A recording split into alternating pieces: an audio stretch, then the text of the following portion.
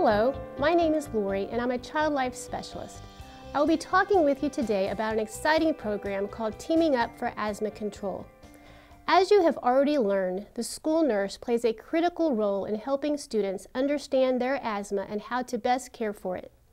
The Teaming Up for Asthma Control program has been created to help you with this important task and includes curriculum designed specifically for the student with persistent asthma. This curriculum focuses on 4 key messages. 1. Special medicines that are breathed deeply into the lungs every day can keep asthma from getting worse. 2.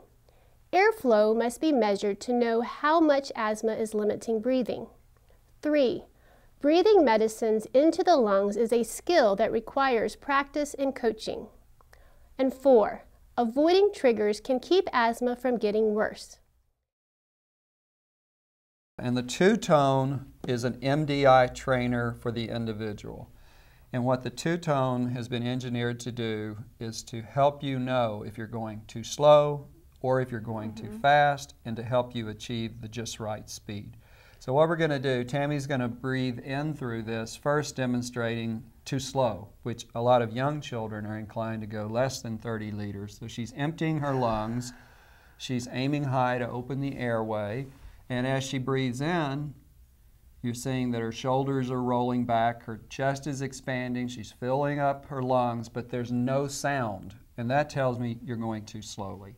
So the goal with this is to generate a nice tone and to hold that tone for your target time. Now your FEV1 was what? 2.6.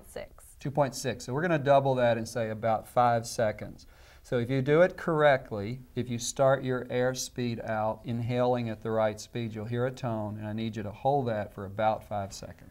So empty your lungs gently and completely, aim high, and go. 2, 1,003, 1,004, 1,005. You made it, and we know that you were at 30 liters because we heard the tone. So this gives feedback to the parent, gives feedback for the individual. So this is something you would have that person do each time prior to their dose until it was really easy for them. And it's good to get it out periodically, every week or so, even after you think your technique is good, and check it. Show us what it's like, what sounds we hear if you go too fast. So this time, empty your lungs and suck it in, the air, in 2 or 3 seconds, and let's hear that noise.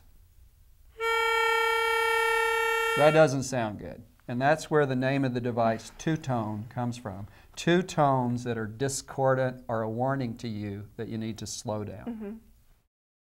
And we're both here today to give you, as the evaluator, more information about what you're going to do when you go on these on-site evaluations to those schools that have agreed to participate in the Teaming Up for Asthma Control program.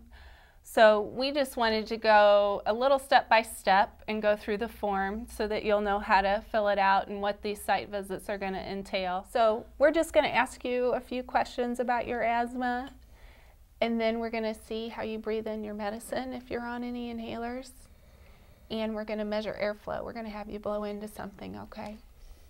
So Paul's going to start by just asking you a few questions. Hi there, Jenna. How are you today? Good. Good. What grade are you in? I'm in 3rd. So we're going to start thinking about the last couple weeks, okay? Did asthma keep you from doing any of these things? I'm going to give you a list. Playing at friends, neighbors, or your relatives' homes. And I'll give you some choices. Not at all, a little bit, some, a lot, and totally. A little bit. So in this form that we've created, we're going to give back to you kind of a synthesis of the 3 assessments that you've done with that student. And then on the back have the claims data, so you have that information that you were just talking about, that the risk if they've had lots of oral steroid bursts or emergency room visits. That's right. Or not picking up their control medicine, to help you dialogue with the family. Is there barriers to picking it up? Is the cost a problem? That these are issues we can help work through to help make things better. So the first form that we're showing here is one called the School Nurse Report of Students' Asthma Assessment. And the idea here is that if you're able to communicate to the family and the primary care provider information that directly maps to or relates to the diagnosis and management of asthma, then we're far more likely to see changes, starting with a new visit to a return visit to the primary care provider to reassess the asthma, the effectiveness of the plan, and reassess the current regimen for treating asthma.